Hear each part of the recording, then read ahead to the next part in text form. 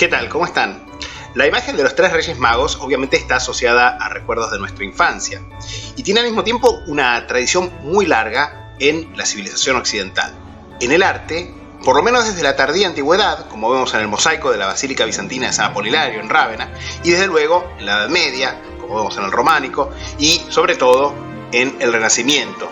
La escena de la adoración de los magos, junto con la anunciación a la Virgen y la crucifixión, representan momentos clave de la historia de Jesús.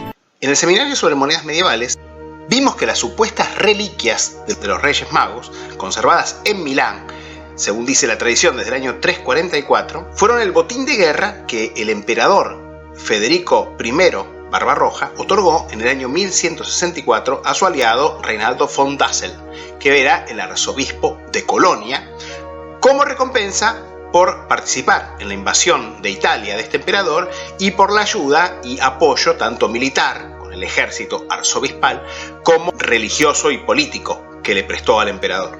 Y desde entonces no solamente estas supuestas reliquias se preservan como el mayor tesoro de la Catedral de Colonia, sino que además los Reyes Magos son santos y según algunas tradiciones también son mártires cristianos, de manera que son los patronos de la ciudad de Colonia.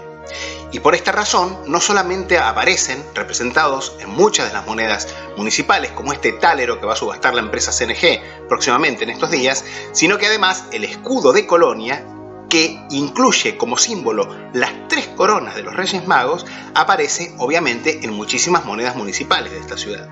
Sin embargo, hoy nos proponemos ir mucho más atrás en el tiempo y ver si se ha intentado asociar, por un lado, a estas tres figuras legendarias con figuras históricas y al mismo tiempo ver qué testimonios numismáticos pueden haber dejado tanto estos personajes como los eventuales otros elementos de la leyenda. Antes que nada, digamos que la Biblia no da ni el nombre ni el número de estos personajes, ni tampoco nos dice que fueran reyes. El Evangelio según San Mateo, capítulo 2, versículos 1 a 2, solamente dice: ahora bien, cuando Jesús nació en Belén de Judea, en los días del rey Herodes, mirad que vinieron magos del este a Jerusalén, diciendo: ¿dónde está el que ha nacido rey de los judíos? Porque hemos visto su estrella en Oriente y venimos a adorarle. Y más adelante, en el mismo Evangelio según San Mateo, en el mismo capítulo 2, versos 10 a 11, leemos: cuando vieron la estrella, se regocijaron con inmensa alegría, y vieron al niño con su madre María, y se postraron y lo adoraron. Y cuando expusieron sus tesoros, le ofrecieron regalos: oro, incienso y mirra. Desde luego, la referencia al rey Herodes, porque nos dice el Evangelio en los días del rey Herodes, es perfectamente histórica. De hecho, Herodes, conocido como Herodes el Grande, fue rey de Judea entre los años 40 a.C. y 4 a.C. concretamente. Acá pueden ver una moneda de comienzos del reinado de Herodes, justamente. Pero resumiendo, el Evangelio no nos dice ni que fueran tres, ni que fueran reyes, ni que fueran sabios, como también se los llama, ya vamos a ver en la tradición protestante. Pero sí aparece mencionada la estrella, la llamada estrella de Belén, que sería el primer elemento de la leyenda y el primero que vamos a analizar desde el punto de vista numismático. En su obra The Star of Bethlehem and the Legacy of the Magi, La estrella de Belén y el legado de los magos, del año 1999, el doctor Michael Molnar, un astrónomo cristiano, lanzó una nueva interpretación sobre unas monedas de la Ceca de Antioquía, bajo el control romano, que tienen como reverso el tipo llamado del carnero y la estrella. Estas monedas fueron, como les digo, acuñadas en la Ceca de Antioquía, en Siria, y se cree que fueron introducidas en el año 6 a.C., o al menos esto es lo que sostiene Macaulay en su catálogo sobre las monedas de la Antioquía romana.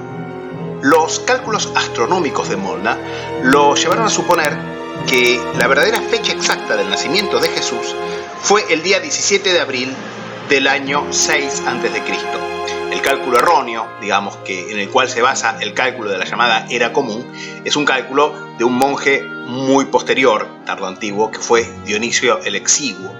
Pero en verdad, como sabemos que Jesús nació en tiempos del rey Herodes, tiene que haber nacido antes del año 4 a.C., con lo cual esta nueva fechación sería más correcta, digamos. Monedas de este tipo, sin embargo, continuaron acuñándose por lo menos hasta el fin del siglo II después de Cristo, porque de hecho el tipo representa una denominación ordinaria del sistema monetario de la Siria romana, que podría ser, según sugiere Macaulay, el tricalco. Lo que señala Molnar es que el reverso de esta moneda representa un evento astral que a mí se me vuelve un poco complicado de explicar, porque no sé mucho de astronomía, ni menos de astrología, pero que desde el punto de vista de los astrólogos marcaría una alineación perfecta de los planetas que anuncia un evento mayúsculo conectado con Israel. Acá pueden ver una moneda del mismo tipo de mi colección, si bien este ejemplar fue acuñado algunos años más tarde, durante el reinado de Nerón. Así que si le tenemos que creer a Molnar, ya tendríamos el primer elemento de nuestra historia, que es la estrella de Belén. B.T. Cartwright, un numismático, realizó algunas investigaciones complementarias sobre este tema y en la descripción de este video les voy a dejar un link a su página web donde él además explica con mayor detalle los cálculos astronómicos. Bueno, ahora que vemos que Jesús no nació en diciembre del año 1 a.C. y no tuvo su primer año de vida en el año 1 después de Cristo, también podríamos cuestionar la fecha del nacimiento de Jesús.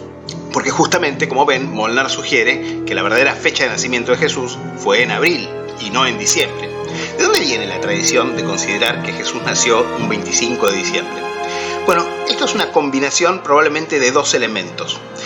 En buena medida está aceptado que en verdad el 25 de diciembre era la fecha en la cual se calculaba el solsticio de invierno, que es el día más corto del año, que concretamente los antiguos consideraban que era el día de nacimiento del sol. Que obviamente al ser el día más corto quiere decir que el sol, el más pequeñito digamos, iba creciendo. Y justamente quien introdujo esta fecha como fecha importante dentro de las celebraciones litúrgicas romanas fue el emperador Aureliano, que introdujo durante su breve reinado el culto al dios Sol Invicto.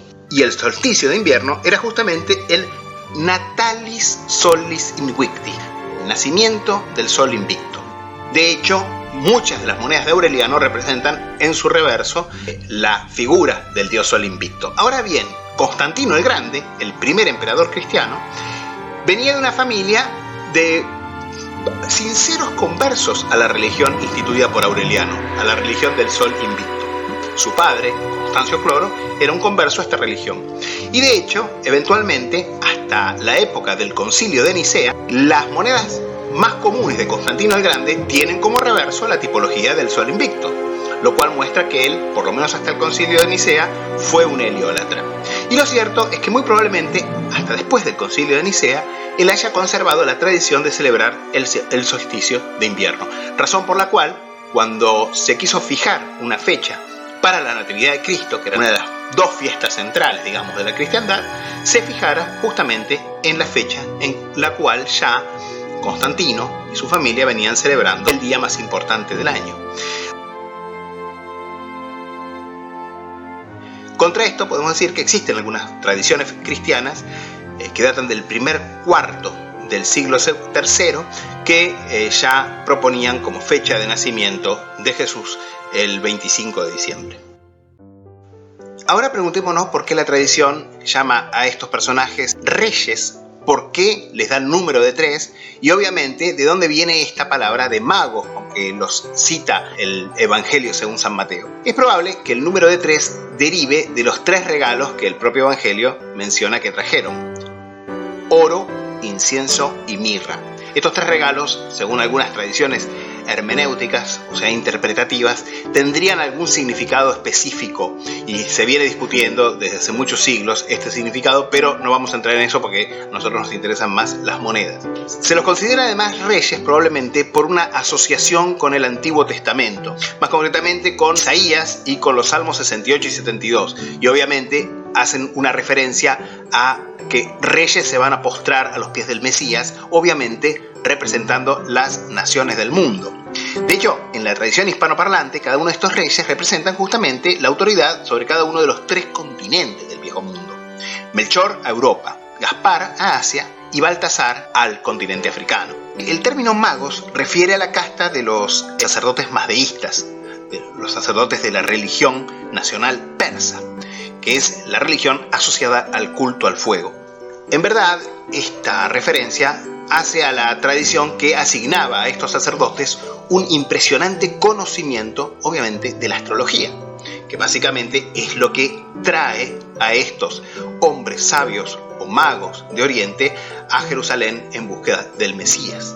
Numismáticamente podemos ver a los magos en el reverso de las monedas de la dinastía persa sasánida, donde aparecen estos magi, en latín magoi en griego, uno a cada lado del altar de fuego de Ahura Mazda, que es el símbolo justamente de la religión mazdeísta. Así que los nombres de estos tres personajes, Gaspar, Melchor y Baltasar, en realidad no tienen ninguna tradición bíblica. De hecho, recién empiezan a aparecer en fecha muy tardía, y hay muchas variaciones de estos nombres, y recién empiezan a aparecer justamente en la antigüedad tardía, hacia el siglo V, VI después de Cristo, más o menos en la misma época en que empiezan a ser representados, generalmente con vestiduras orientales, con vestiduras persas, tales como aparecen justamente en el mosaico de la iglesia de San Apolinario en Rávena. A lo largo de las últimas décadas, diversos autores, sin embargo, han tratado de asociar a los Reyes Magos con personajes históricos, en base sobre todo a la etimología de su nombre y también en base al aspecto físico que la tradición le fue otorgando a estos personajes. Cosa notable, el tema fue objeto de investigaciones que, si bien no podríamos decir estrictamente muy serias, pero en principio sí laboriosas y muy detalladas. El doctor Hans Holzer, numismático y autor del libro Star in the East, Estrella en el Oriente, fue uno de los que trató no solamente de desentrañar la identidad de estos tres reyes, de estos tres personajes, sino también incluso de asignarle acuñaciones. Y bueno, vamos a empezar entonces con el decano de los tres Reyes Magos, que sería Gaspar. Gaspar suele ser representado como un anciano de larga barba blanca, generalmente de piel clara, y este nombre, Gaspar, suena claramente iranio. De hecho, podría ser una corrupción o un derivado de Gondófares, o así por lo menos lo interpreta Holzer y otros autores también. Y este nombre en verdad se discute si es un solo gobernante o en realidad más probablemente parece el nombre que usaron una serie de gobernantes, que serían los llamados indopartos. Estos gobernantes, con un fundador que puede haber sido llamado Gaspar, pero que básicamente los autores que más se dedican a estas monedas, sobre todo, bueno, el autor de la referencia principal de las monedas indoescitas e indopartas, que es Senior, que tiene una obra en 4 volúmenes, acá la pueden ver, en realidad dice que Gondófares parece haber sido más un título que un nombre propio. Es decir, más un título, un nombre que terminó siendo un título, un poco a la manera del nombre Augusto, pasó a ser emperador. Holzer, en cambio, asigna erróneamente al rey Gondófares las tetradracmas y dracmas a nombre de un rey Sotermegas, pero estas monedas se sabe que son muy posteriores y fueron acuñadas en la segunda mitad del siglo I después de Cristo, bajo Vimatacto, un rey cuyano. Acá pueden ver algunas de estas monedas.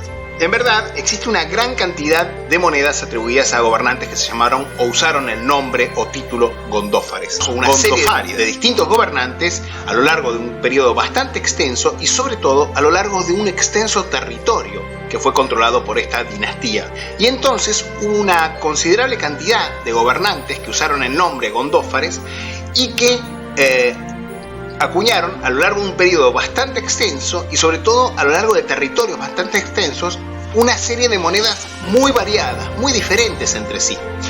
Y esto va desde dracmas de plata de estilo parto que se acuñaron en la región del Sistán, esta región que estaba ubicada entre el este de Irán y parte de Afganistán, pasando por estas tetradracmas de bronce que se acuñaron en diversas secas de Aracosia, como esta, acuñada en la zona del valle del actual Kabul, hasta tetradracmas de plata baja y vellón derivadas de las tetradracmas indoescitas, acuñadas por el rey Ases y sus sucesores en el valle de Gándara y en Taxila, hasta finalmente estas pequeñas dracmas de vellón, que sin lugar a duda son las monedas, digamos, más comunes a nombre de Gondófares, y que se acuñaron en Pathankot, que probablemente esto sería cerca de la actual Mathura, cerca de Delhi, o sea, allá en el norte de la India. Así que el que contemplan estas moneditas podría ser el retrato nada menos que del mismísimo rey Gaspar, que admitimos que Gaspar fuera Gondófares. Por cierto, un rey Gondófares aparece en la tradición cristiana como aquel que recibió y brindó ayuda al apóstol Santo Tomás en su prédica en la India. Ahora pasemos a Melchor. Melchor es generalmente representado como un individuo más joven, a menudo lampiño o con una barba negra recortada, y este personaje claramente es semítico, porque Melchor es una forma claramente derivada de Malichus, Malik, Melk, Melik, etcétera, que son las distintas formas de decir rey, justamente, en las distintas lenguas semíticas. Pero también es un nombre propio, y cosa notable, Malichus o Malicus, su versión latina, era el nombre del joven príncipe heredero del vecino reino árabe de Nabatea, justo al sureste de Judea. En tiempos del nacimiento de Jesús, el rey de Nabatea era Aretas IV, a quien vemos acá en una moneda junto con su esposa-hermana Shaquilat. Este rey, Aretas IV, reinó entre los años 8 a.C. y 40 después de Cristo. Pero en este último año fue sucedido por su hijo, justamente, Malicus, es decir, Malichus, o Melchor, podríamos decir, de quien les muestro aquí también varias monedas con su retrato, junto también a su esposa hermana Shaquilat II. Estas monedas que les muestro incluyen selaim, que serían los shekels de plata, mal llamados dracmas por algunos coleccionistas y comerciantes, y monedas de bronce, unidades de bronce, con los retratos conjugados de Malicus y su esposa, Shaquilat II, en anverso, y sus nombres dentro de cornucopias en reverso, y medias unidades de bronce también con el retrato solamente del rey en anverso. Como dato interesante adicional, el incienso y la mirra eran los productos sobre los cuales estos nabateos, que eran grandes mercaderes que cruzaban todos los desiertos de Arabia desde el Yemen, eran las mercancías que estos nabateos monopolizaban su comercio, con lo cual es absolutamente inevitable pensar que si la leyenda de los Reyes Magos tiene algún fundamento histórico, alguno de estos Reyes Magos tuvo que ser nabateo. Y para terminar, Baltasar es tradicionalmente representado como un hombre negro. El nombre Baltasar también es de origen semítico, porque en principio contenía la raíz Baal, que era el dios semítico levantino supremo. De hecho, Baltasar significaría algo así como protegido por Baal, y el principal estado semítico del África subsahariana era desde luego Etiopía, que además de ser un país donde el judaísmo existe desde tiempos antiguos, de hecho todavía existe, recuerden los judíos etíopes, los llamados Beta Israel, que entre los años 70 y 90 emigraron a Israel, en muchos casos rescatados por el propio Estado de Israel, pero también fue una de las primeras naciones en convertirse al cristianismo. De hecho, los emperadores modernos de Etiopía, hasta el siglo XX, se consideraban descendientes del rey Salomón y de la reina de Saba, una reina del sur de Arabia, yemenita. Y la iglesia etíope sostiene que es la guardiana nada menos que del Arca de la Alianza. Aunque todo esto obviamente también puede considerarse una leyenda, es casi seguro que la cultura semítica, la escritura y probablemente también el judaísmo llegaron a Etiopía en la Edad Antigua a través de Yemen, gobernado por aquellos años por el reino de Saba, del cual acá también pueden ver algunas monedas de mi colección. Con toda seguridad, entonces, todos estos elementos, la cultura sudarábiga, la escritura, la cultura semítica e incluso probablemente también la religión judía, llegaron a Etiopía a través justamente del reino de Saba. Y el primer reino de cultura semítica que apareció en Etiopía y que muestra enorme influencia de Saba fue el reino cuyo nombre es modernamente vocalizado como Da'amat, que existió entre los siglos 7 y probablemente 5 a.C. Después tenemos un vacío en la historia de Etiopía, un vacío de varios siglos, y recién es a partir del siglo II después de Cristo en que aparece un verdadero, auténtico reino, imperio, podríamos decir, con verdadero poder y que nos deja verdaderos testimonios materiales, que obviamente es el imperio Aksum. Sin embargo, Holzer, el autor que comentamos acá, nos dice que Baltasar sería la corrupción del nombre de un rey etíope posterior que se llamaba Bisi o Bese Basem, que habría gobernado justamente en la época del nacimiento de Jesús. De hecho, según dice Holzer, pero yo realmente esto no lo pude confirmar, Este Bisi-Basem o Bese-Basem estaría en su 8º año de reinado al momento del nacimiento de Jesús. Desde luego que para esta época los etíopes todavía no acuñaban moneda. De hecho, recién van a empezar a acuñar moneda pocas décadas antes de la conversión de los etíopes, de los aksumitas, al cristianismo, bajo su rey o emperador Esana. Las acuñaciones entonces de Aksum empiezan hacia el año 270 después de Cristo. Y hacia el año 330 o 340 se produce la conversión al cristianismo. Así que no existen monedas de este rey Bisi-Basem o Bese-Basem. Y de hecho, que yo sepa, ni siquiera está, como les digo, confirmada la historicidad de este personaje. Pero definitivamente la imagen de este rey Baltasar es una referencia a la tradición judía y sobre todo cristiana de Etiopía. Y también el oro, que es el otro de los 3 regalos que trajeron estos personajes, es considerado como el producto propio, típico del África subsahariana, por ende también de Etiopía. Y de hecho, obviamente que hay monedas etíopes, o sea, aksumitas de oro, e incluso podríamos representar, al no tener monedas obviamente de la época del nacimiento de Jesús etíopes, pero podríamos representar en buena medida el regalo del rey Baltasar con las monedas de oro etíopes o incluso con alguna pequeña moneda de bronce con esa gotita de oro que llevan en el centro algunas monedas etíopes de la edad antigua tardía.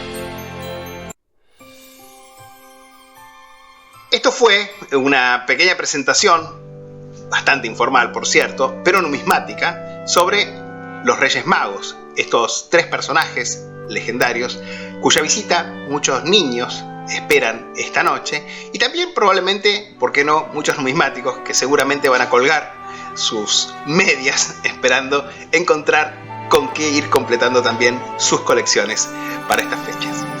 Me despido entonces y les dejo un saludo muy afectuoso a todos los seguidores del canal y muy feliz Día de Reyes.